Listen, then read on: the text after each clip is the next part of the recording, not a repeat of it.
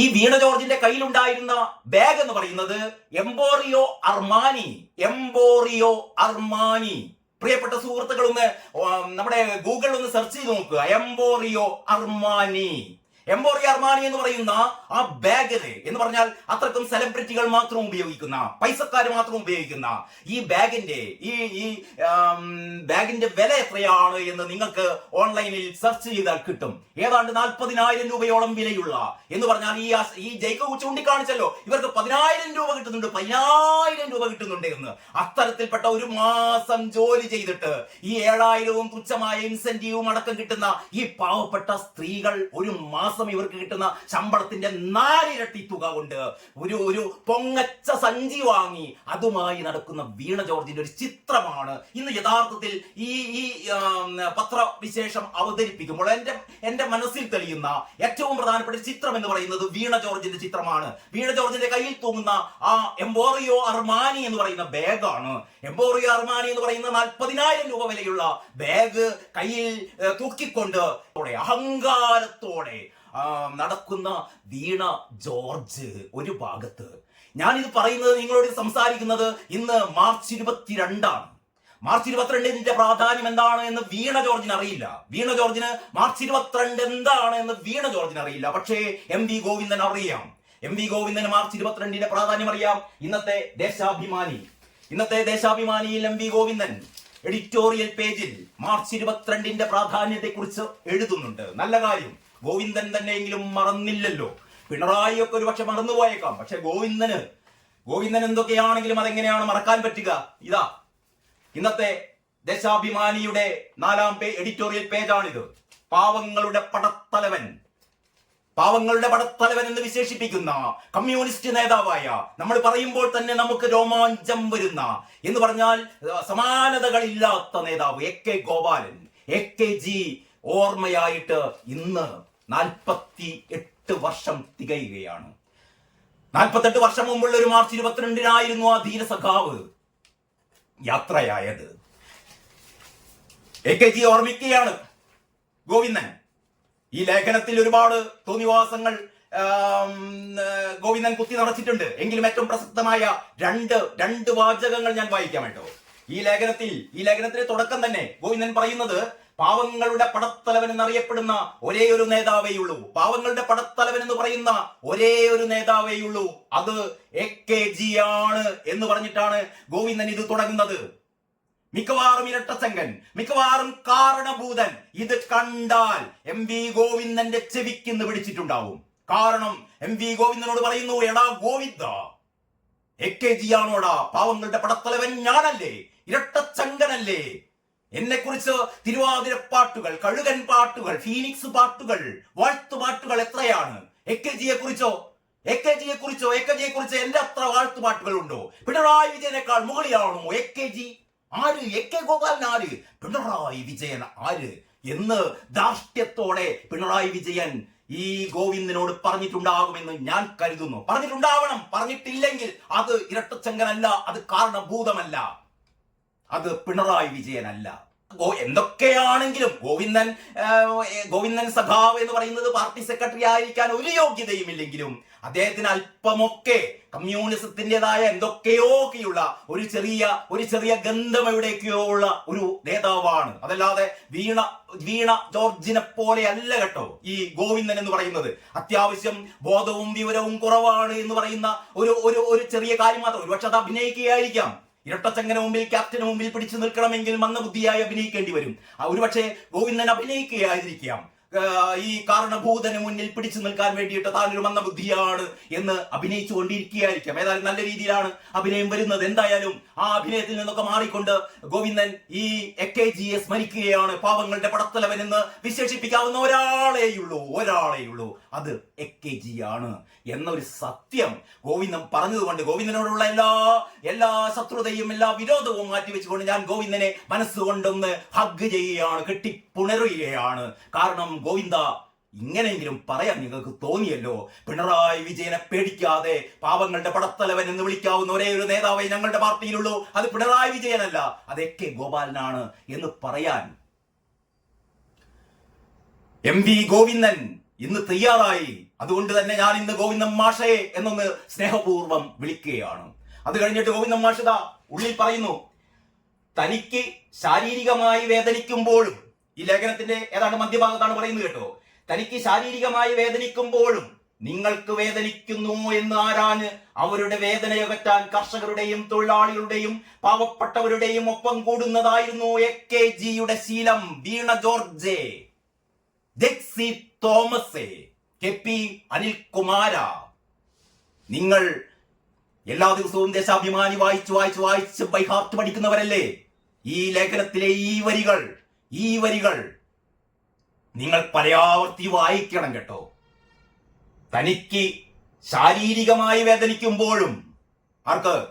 AK ഗോപാലന്, AKGക്ക് ശാരീരികമായി വേദനിക്കുമ്പോഴും നിങ്ങൾക്ക് വേദനിക്കുന്നോ എന്നാരാഞ്ഞ് അവരുടെ വേദനയകറ്റാൻ കർഷകരുടെയും തൊഴിലാളികളുടെയും പാവപ്പെട്ടവരുടെയും ഒപ്പം കൂടുന്നതായിരുന്നു AKGയുടെ ശീലം. സെക്രട്ടേറിയറ്റ് പഠിക്കൽ കഴിഞ്ഞ 41 ദിവസമായി പാവപ്പെട്ട അമ്മമാരും പാവപ്പെട്ട സഹോദരിമാരും ജീവിക്കാൻ വേണ്ടിയിട്ട്, മരിച്ചു പോകാതിരിക്കാൻ വേണ്ടിയിട്ട്, നേരത്തെ ആ ചർച്ചയിൽ ആ സഹോദരി പറഞ്ഞ പോലെ അതിജീവനത്തിന് വേണ്ടിയുള്ള സമരം. ഒരു ദിവസം 232 രൂപ മാത്രം കിട്ടുന്ന അവർക്ക് എങ്ങനെ ജീവിക്കാൻ പറ്റും? അവർ ചോദിക്കുന്നത് മിനിമം കൂലിയാണ്, 700 രൂപ എന്ന് പറയുന്ന മിനിമം കൂലി. നിങ്ങൾ നിങ്ങളുടെ പ്രകടന പത്രികയിൽ പറഞ്ഞ 700 രൂപ എന്ന് പറയുന്ന ആ മിനിമം കൂലിയെങ്കിലും, അതിന് പകരം നിങ്ങൾ പറയുന്നു പ്രകടന പത്രികയിൽ അങ്ങനെയല്ല പറഞ്ഞത്, നിങ്ങൾക്ക് വായിക്കാൻ അറിയാത്തത് കൊണ്ടാണ് പ്രകടന പത്രികയിൽ 700 രൂപ എന്ന്, ദിവസക്കൂലി 700 രൂപ ഈ ആശാ വർക്കർമാർക്ക് കൊടുക്കും എന്ന് ഞങ്ങൾ പറഞ്ഞിട്ടില്ല, അത് വേറൊരു രീതിയിലാണ് പറഞ്ഞത് എന്നൊക്കെ പുതിയ ന്യായീകരണ ക്യാപ്സ്യൂളുകൾ ഇറങ്ങിയിട്ടുണ്ട് കേട്ടോ.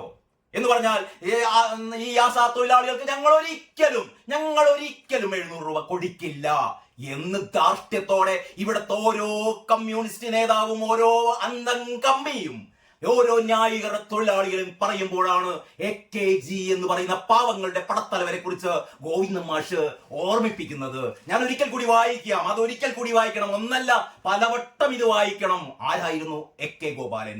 ഇങ്ങനെ AKGയെ പോലുള്ള മഹാനായ നേതാക്കന്മാരുള്ളൊരു പാർട്ടിയാണ് ഇപ്പോൾ ഈ വിധം അധപ്പതിച്ചുകൊണ്ട് പാവങ്ങളുടെ തൊഴിലാളികളുടെ കണ്ണീർ കാണാൻ പറ്റാത്തൊരു പാർട്ടിയായി മാറിയത്. ഇതാ ഒരിക്കൽ കൂടി വായിക്കട്ടെ. തനിക്ക് ശാരീരികമായി വേദനിക്കുമ്പോഴും നിങ്ങൾക്ക് വേദനിക്കുന്നോ എന്ന്. എന്റെ വേദന ഒരു പ്രശ്നമല്ല, നിങ്ങൾക്ക് വേദനിക്കുന്നോ? നിങ്ങളുടെ വേദന ഞാൻ മാറ്റും. നിങ്ങൾക്ക് വേദനിക്കുന്നോ എന്ന് ആരാഞ്ഞ് അവരുടെ വേദനയകറ്റാൻ കർഷകരുടെയും തൊഴിലാളികളുടെയും പാവപ്പെട്ടവരുടെയും ഒപ്പം കൂടുന്നതായിരുന്നു AKGയുടെ ശീലം. ഈ പറയുന്ന പാവപ്പെട്ട അമ്മമാർ ഇവിടെ 7000 രൂപ മാത്രം തുച്ഛമായ ശമ്പളത്തിന് ജോലി ചെയ്യുമ്പോൾ അവരുടെ വേതനം കൂട്ടണമെന്ന് ആവശ്യപ്പെടുമ്പോഴാണ് എംപോറിയോ അർമാനി എന്ന് പറയുന്ന 40,000 രൂപ വിലയുള്ള ബാഗും തൂക്കിക്കൊണ്ട് ഇവിടുത്തെ നിതാംബാനി നടക്കുന്ന പോലെ, ഇവിടുത്തെ സെലിബ്രിറ്റികളായ ഹിന്ദി സിനിമാ താരങ്ങൾ നടക്കുന്നത് പോലെ ആരോഗ്യമന്ത്രി നടന്നു പോകുന്നത്. കൂട്ടരെ, എന്താണ് നമ്മൾ ഈ വീണ ജോർജിനെ വിളിക്കേണ്ടത്? AKGയും വീണ ജോർജും നമ്മുടെ മുമ്പിൽ രണ്ട് പ്രതീകങ്ങളാണ്. പാവപ്പെട്ടവർക്ക് വേണ്ടി ജീവിച്ച പാവങ്ങളുടെ പടത്തലവനായ AKG, വീണ ജോർജോ അല്ലെങ്കിൽ വീണ ജോർജിനെ അനുകൂലിച്ചുകൊണ്ട് ഇപ്പോൾ രംഗത്ത് വന്നിരിക്കുന്ന മുഴുവനും അന്തംകമ്മികളും എന്താണ് ഈ 48ാമത് ചരമവാർഷിക ദിനത്തിൽ, AKGയുടെ 48ാമത് ചരമവാർഷിക ദിനത്തിൽ എന്താണ് ഇവർ ഈ പൊതുസമൂഹത്തോട്, കേരളീയ സമൂഹത്തോട് പറഞ്ഞുകൊണ്ടിരിക്കുന്നത്? ഗോവിന്ദൻ മാഷേ, നിങ്ങൾ ഇത്രയെങ്കിലും പറഞ്ഞല്ലോ. ഗോവിന്ദൻ മാഷേ, നിങ്ങൾ ഇത്രയെങ്കിലും പറഞ്ഞല്ലോ. ഒരുപാട് സ്നേഹം സഖാവേ എന്ന് മാത്രമേ എനിക്ക് പറയാനുള്ളൂ. എല്ലാവർക്കും നമസ്കാരം. ഇന്നത്തെ പത്രവിശേഷത്തിലേക്ക് സ്വാഗതം. നല്ലൊരു ദിവസം ആശംസിക്കുകയാണ്. നമ്മുടെ ആശാ വർക്കർമാരുടെ സമരം, രാപ്പകൽ സമരം 40 ദിവസം പിന്നിട്ട് അവരുടെ പട്ടിണി സമരം ഇന്ന് 3ാം ദിവസം. അറിയാലോ, കഴിഞ്ഞ കുറേ ദിവസങ്ങളായിട്ട് CPM ഈ ആശാ വർക്കർമാർക്കെതിരെ നടത്തിക്കൊണ്ടിരിക്കുന്ന അധിക്ഷേപങ്ങൾ, പരിഹാസങ്ങൾ, ഓരോ ദിവസം ചെല്ലുന്തോറും ഇതൊക്കെ വർദ്ധിച്ചു കൊണ്ടിരിക്കുകയാണ്. കഴിഞ്ഞ ദിവസം 24 ന്യൂസ് ചാനലിൽ ഹാഷ്മി ഒരു ആശാ പ്രവർത്തകയോട് ഹാഷ്മിയുടെ ആ ചർച്ചയിൽ പങ്കെടുക്കാൻ വന്ന, വൈകുന്നേരത്തെ ആ ഡിബേറ്റിൽ പങ്കെടുക്കാൻ വന്ന, ഞാൻ അവരുടെ പേര് ഓർമ്മിക്കുന്നില്ല, ആശാ പ്രവർത്തകയോട് ഹാഷ്മി ചോദിക്കുകയാണ്, നിങ്ങൾക്ക് എത്ര കാലം ഇങ്ങനെ തുടരാൻ കഴിയും? എത്ര കാലം നിങ്ങൾക്ക് ഇങ്ങനെ സമരം തുടരാൻ പറ്റും? ആഷ്മിയുടേത് ഒരു പ്രസക്തമായ ചോദ്യമായിരുന്നു. ഈ 40 ദിവസം കഴിഞ്ഞിട്ടും പട്ടിണി സമരം, 3 ദിവസം പട്ടിണി സമരം, 3-ാം ദിവസമായിട്ട് പോലും ഈ ആശാവർക്കർമാരെ കാണാനോ ഇവർ ഉന്നയിക്കുന്ന പ്രശ്നങ്ങൾ പരിഹരിക്കാനോ സർക്കാരിന് ഒരു താല്പര്യവുമില്ല. ഹാഷ്മി പറയുന്ന ഏറ്റവും പ്രധാനപ്പെട്ട കാര്യം, ഈ സമരം തീർക്കില്ല. ഈ സമരം തീർക്കണമെന്ന് മുഖ്യമന്ത്രിക്കോ അല്ലെങ്കിൽ ഇടതുപക്ഷ മുന്നണിക്കോ ഈ സർക്കാരിനോ ഒരു താല്പര്യവുമില്ല. അവർ ഈ സമരം തീർക്കില്ല. പിന്നെ നിങ്ങൾ എത്ര കാലം ഇങ്ങനെ നിങ്ങൾ സമരം ചെയ്യും? മനുഷ്യരല്ലേ, എത്ര കാലം ഈ പട്ടിണി സമരം ചെയ്യും? ഒരുപക്ഷെ ആ ചോദ്യത്തിന് മുമ്പിൽ ആ ആശാ പ്രവർത്തക ഉത്തരം മുട്ടി പോകേണ്ടതായിരുന്നു. പക്ഷേ അവർ പറഞ്ഞു, സാറേ, ഇത് ഞങ്ങളുടെ അതിജീവനത്തിന്റെ സമരമാണ്. ഇത് ഞങ്ങളുടെ അതിജീവനത്തിന്റെ സമരമാണ്. ഞങ്ങൾ മരിച്ചു പോവാതിരിക്കാൻ ഈ തുച്ഛമായ വേതനം കൊണ്ട് ഞങ്ങൾക്ക് ജീവിക്കാൻ പറ്റില്ല. പിന്നെ ഞങ്ങൾ എന്ത് ചെയ്യാനാണ്? ആ ചർച്ചയിൽ നമ്മുടെ CPM-നെ ന്യായീകരിക്കാൻ വേണ്ടി വന്ന ജയ്ക്ക് എന്ന് പറയുന്ന ഒരു സഖാവുണ്ടല്ലോ, പണ്ട് ഉമ്മൻചാണ്ടിക്കെതിരെ മത്സരിച്ച ജയ്ക്ക്, പിന്നീട് ഉമ്മൻചാണ്ടിയുടെ ചാണ്ടി ഉമ്മനെതിരെയും മത്സരിച്ച ജയ്ക്ക്, ജയ്ക്കാണ് ഇപ്പോ ന്യായീകരണ തൊഴിലാളികളിൽ വെച്ച് മുൻപന്തിയിൽ നിൽക്കുന്ന ഒരാളാണ് ജയ്ക്ക് എന്ന് പറയുന്ന വീരാതിവീരൻ. ജയ്ക്ക് ഈ സമരത്തിൽ ന്യായീകരണ ക്യാപ്സ്യൂൾ ഓരോന്നായി പുറത്തിട്ടുകൊണ്ട് അവസാനം ജയ്ക്ക് പറയാണ്, ഈ നിരാഹാര സമരം നടത്തുന്ന ഈ 3 സ്ത്രീകളിൽ അതിലൊരാള് SUCA-യുടെ നേതാവാണ്, ഈ സമരസമിതിയുടെ നേതാവാണ് നമ്മുടെ ബിന്ദു അല്ലാതെ മറ്റു 2 പേരുണ്ടല്ലോ. ഒരു ഷീജയെ അതിനിടക്ക് ഇന്നലെ അവരുടെ ആരോഗ്യസ്ഥിതി മോശമായി ആശുപത്രിയിൽ പ്രവേശിപ്പിക്കേണ്ട സ്ഥിതിയൊക്കെ ഉണ്ടായി. ഇവര് ഈ ഷീജയുടെയും കൂടെയുള്ള തങ്കമണി എന്നാണ് തോന്നുന്നു പേര്, ഈ തങ്കമണിയുടെയും ഷീജയുടെയും അവർ കഴിഞ്ഞ ജനുവരി അവർ വാങ്ങിയ ഇൻസെന്റീവ് പ്ലസ് അവരുടെ ഈ ഓണറേറിയം എത്രയായിരുന്നു? ഒരു ഉളുപ്പുമാനമില്ലാതെ ജയ്ക്ക് പറയാണ്, അതില് തങ്കമണി എന്ന് പറയുന്ന ആശാപ്രവർത്തക വാങ്ങിയത് 12,000 രൂപയാണ്. ഞെട്ടിപ്പോയോ നിങ്ങള്? പിന്നെ ഈ ഈ ഷീജ വാങ്ങിയത് 10,000 രൂപയാണ്. ഇത് പറഞ്ഞത് ജയ്ക്ക് എന്ന് പറഞ്ഞൊരു തൊഴിലാളി നേതാവ്, CPM-ന്റെ നേതാവ് വന്നിരുന്ന ചർച്ചയിൽ പറയാണ്, ആശാവർക്കർമാര് എന്തിനു വേണ്ടിയിട്ടാണ് സമരം ചെയ്യുന്നത്? ഇവരെ 7,000 രൂപയോ കിട്ടുന്നുള്ളൂ എന്ന് പറയുന്നത് തെറ്റാണ്. 7,000 രൂപയല്ല കിട്ടുന്നത്. തങ്കമണിക്ക് കിട്ടുന്നത് 11,000 രൂപ, ഷീജക്ക് കിട്ടുന്നത് 10,000 രൂപ. ഇത് പോരെ എന്നാണ് ഉളുപ്പുമാനമില്ലാതെ ജയ്ക്ക്. യഥാർത്ഥത്തിൽ ആ ചർച്ച കണ്ടിട്ട് ഞെട്ടിപ്പോയി എന്ന് പറഞ്ഞാൽ, അതായത് ഇവര് പറയാണ്, തൊഴിലാളി വർഗ നേതാക്കൾ പറയാണ്, ഈ നിരാഹാര സമരം ചെയ്യുന്ന ഈ പാവപ്പെട്ട സ്ത്രീകൾ കഴിഞ്ഞ ജനുവരി അവർക്ക് ഇപ്പൊ കിട്ടുന്നില്ല. ഇവർക്ക് ഈ സമരം ചെയ്ത് തുടങ്ങിയതോടെ ഇവർക്കുള്ള എലവൻസുകൾ ഒന്നും കിട്ടുന്നില്ല. എന്നിട്ട് പറയാണ്, ജനുവരി മാസത്തിൽ ഇവർക്ക് കിട്ടിയ ഓണറേറിയം എന്ന് പറയുന്നത്, ഇവർക്ക് കിട്ടിയ വേതനം ഓണറേറിയം പ്ലസ് ഇവർക്ക് കിട്ടിയ ഇൻസെന്റീവ് എന്ന് പറയുന്നത് ഒരാൾക്ക് 11,000 വേറൊരാൾക്ക് 10,000 കിട്ടിയിട്ടുണ്ട് എന്ന് പറയുകയാണ്. എന്റെ ജയ്ക്ക് പോട്ടെ. ജയ്ക്ക് എന്നൊക്കെ പറഞ്ഞാൽ പെയ്ഡ് ന്യായീകരണ തൊഴിലാളിയാണ്. ഇവനൊക്കെ പൈസ കൊടുക്കുന്നത് ഇമാതിരി ന്യായീകരണ ക്യാപ്സ്യൂളുകൾ വാരി വിതറാൻ വേണ്ടിയിട്ടാണ്. പോട്ടെ, അവനൊന്നും നമുക്ക് മറുപടിയില്ല. ജയിക്കുന്ന പോലുള്ള ഇത്തരത്തിലുള്ള യഥാർത്ഥത്തിൽ ഈ നമ്മുടെ ഹർഷകുമാർ പറഞ്ഞല്ലോ, ഈ സമരം ചെയ്യുന്ന നമ്മുടെ ആശാ വർക്കർമാരുടെ നേതാവ് മിനിയെ രോഗം പരത്തുന്ന കീടം എന്ന് PB ഹർഷകുമാർ വിശേഷിപ്പിച്ചിരുന്നു. യഥാർത്ഥത്തിൽ രോഗം പരത്തുന്ന കീടം എന്ന് പറയുന്നത് CPM-ലെ കമ്മ്യൂണിസ്റ്റ് പ്രസ്ഥാനത്തെ തകർക്കുന്ന കീടമാണ്, അല്ലെങ്കിൽ അന്തക വിത്തുകളാണ് ഈ പറയുന്ന JC തോമസും ഈ ന്യായീകരണ തൊഴിലാളികളായ ഓരോരുത്തരും, ഞാൻ പേരെടുത്ത് പറയുന്നില്ല, അനിൽകുമാർ അടക്കം, ജയ്ക്കടക്കം, ഇത്തരത്തിലുള്ള ആൾക്കാരൊക്കെയാണ് യഥാർത്ഥത്തിൽ കമ്മ്യൂണിസ്റ്റ് പ്രസ്ഥാനത്തെ തകർക്കുന്നത്. ഇവരൊക്കെയാണ്. പണ്ട് ലെനിൻ പറഞ്ഞിരുന്നു, ഈ കമ്മ്യൂണിസത്തെ തകർക്കുന്നത്, കമ്മ്യൂണിസം തകരുന്നത് കമ്മ്യൂണിസ്റ്റുകാരെ കൊണ്ട് തന്നെ ആയിരിക്കും എന്നാണ് പറഞ്ഞത്. എന്ന് പറഞ്ഞാൽ കമ്മ്യൂണിസ്റ്റുകാർ തന്നെയായിരിക്കും കമ്മ്യൂണിസത്തെ തകർക്കുക. നമ്മളത് എന്താ പറയുക, ചരിത്രം നമ്മെ പഠിപ്പിച്ച ഒരു കാര്യം കൂടിയാണ്. ദർശിയിലൊക്കെ നമ്മൾ മനസ്സിലാക്കിയ കാര്യമാണ്. കമ്മ്യൂണിസത്തെ നശിപ്പിക്കുന്നത് കമ്മ്യൂണിസ്റ്റുകാർ തന്നെയാണ്. ഈ കേരളത്തിലെ CPM-നെ ഇത്തരം കുത്തുപാള എടുപ്പിക്കുന്നത് കേരളത്തിലെ CPM കേരളത്തിൽ നിന്ന് തുടച്ചു നീക്കപ്പെടാൻ പോകുന്നത് ജെയ്സി തോമസിനെ പോലുള്ള ന്യായീകരണ തൊഴിലാളികളുടെ ഇവർ വായ തുറക്കുമ്പോഴാണ്. പറയാണ് 10,000 രൂപ പോരെ എന്ന്.